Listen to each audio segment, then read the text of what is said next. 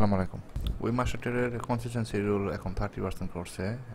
তার জন্য একটা অ্যাকাউন্ট নিলাম 25K আজকেই নিছি। জাস্ট চেক করলাম স্প্রেড কেমন। স্প্রেড একটু বেশি।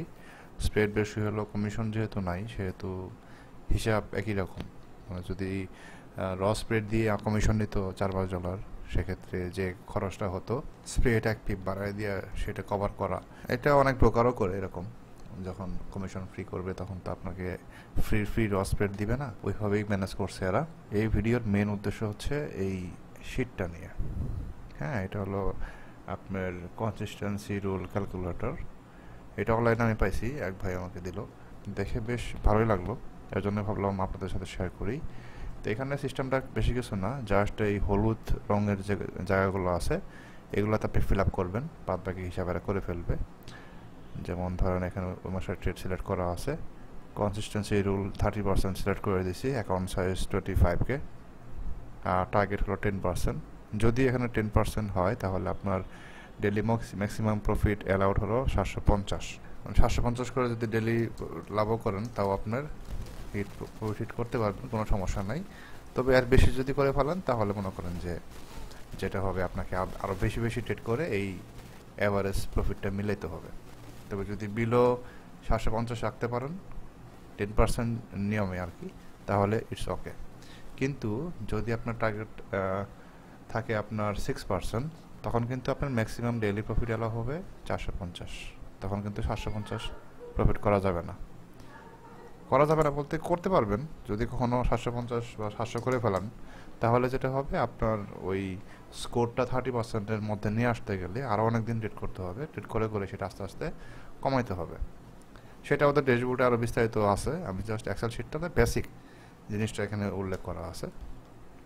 তার মানে হতেছে যদি 6% থাকে টার্গেট, তাহলে আপনার টার্গেট হয়ে গেল 1500, আর যেহেতু ডেলি প্রফিট অ্যালাউ হবে 450, তো আমাদের ট্রাই করতে হবে ডেলি যেন 450-এর বেশি প্রফিট না হয়।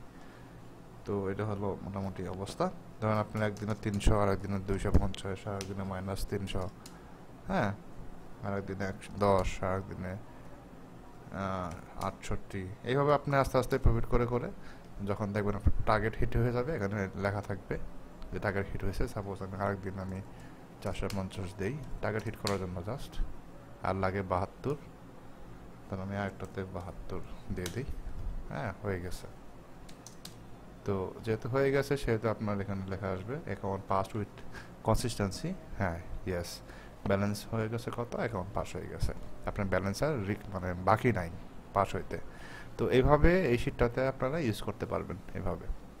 তো এখন এই শিটের একটা লিঙ্ক আমি এই ভিডিওর ডিসক্রিপশনে দিব।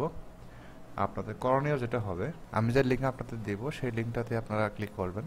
লিঙ্কে আমি চলে গেলাম, ক্লিক করে এখন দেখেন এই শিটটা এভাবে আসবে। এটাতে আপনি এডিট করতে পারবেন না, কিছু লিখলে কিন্তু লেখা হচ্ছে না, কারণ কি এটা হচ্ছে ভিউ অনলি মোডে আছে। তো আপনাকে যেটা করতে হবে, এই ফাইলে গিয়ে মেক এ কপি এখানে ক্লিক করবেন, ক্লিক করে একটা নাম দিয়ে দিবেন, ধরেন এগুলো কারণ একটা নাম দিয়ে just make a copy click করবেন, তখন এই আরেকটা শিট লোড হয়ে যাবে।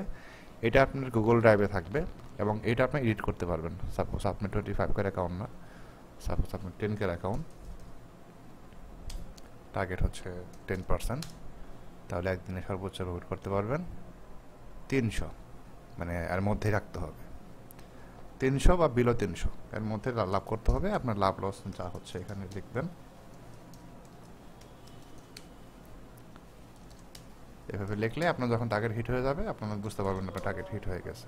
ঠিক আছে, তো এটা একটা জাস্ট আপনার সিম্পল একটা এক্সেল ফাইল, আপনারা এটা সেভ রাখতে পারেন এবং এটাতে ডেইলির প্রফিট লিখে রাখতে পারেন।